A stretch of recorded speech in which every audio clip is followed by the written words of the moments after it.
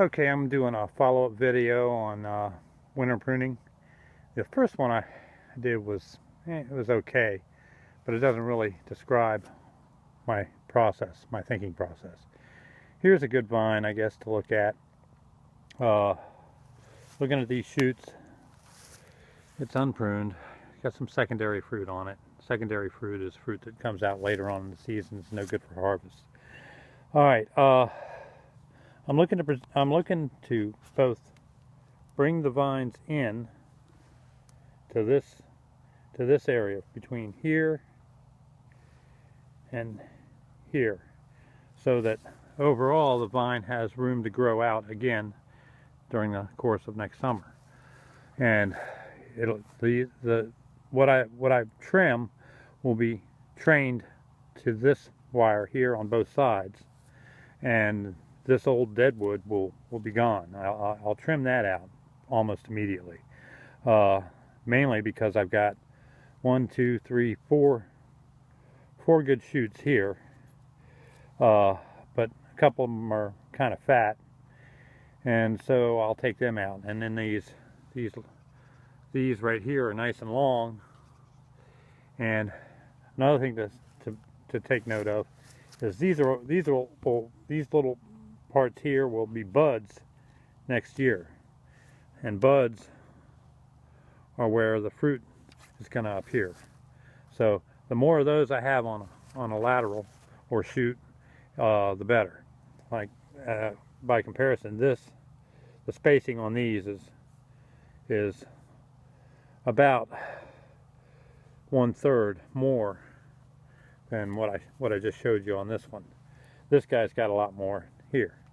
So this guy's a real prime, that guy's a real prime. I'll probably save this one too, and I'll probably cut this one out.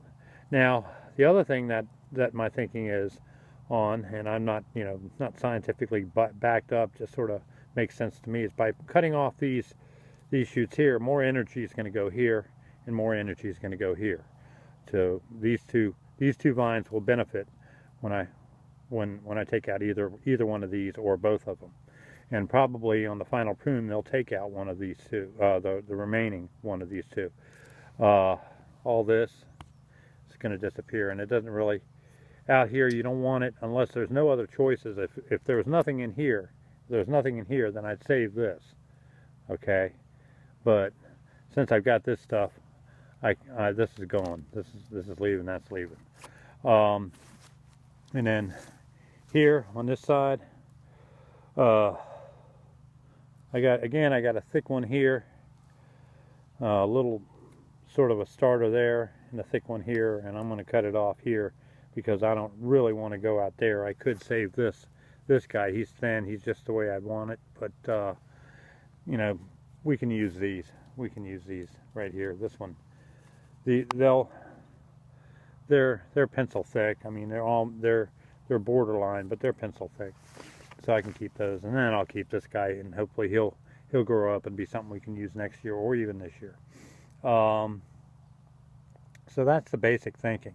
And again, the main task is getting the wood out of the wires. Just all this growth out of the wires, so that which is what you do while you prune anyways. And it's just you clean it up to where it's something like that, or this over here. You can see we pruned all these back all the way up over the hill there. We pruned all that, and so we want to clean it up, and we've got all the way up over the hill to go over there too. And then there's a big field and more on the other side. So we're about 2/3 of the way done. So, and it takes a while, but that's just the first pass. The second pass will go a lot faster because they won't have all the dead wood to deal with, and they'll have just a couple decisions to make. And then basically I'm leaving all these choices because in a few months, if the winter's hard and they get to it just before bud break, we'll see what looks the best and keep that.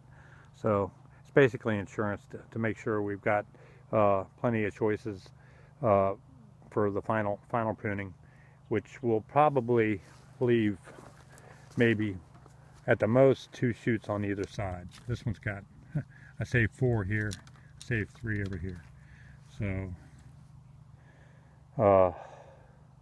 that's it, you know, and more dead wood, like dead wood from the other one. Just got to pull it out and throw it in the lanes, and we'll chop it up. So that's my follow-up to winter prune. Hope that helps you out. Bye.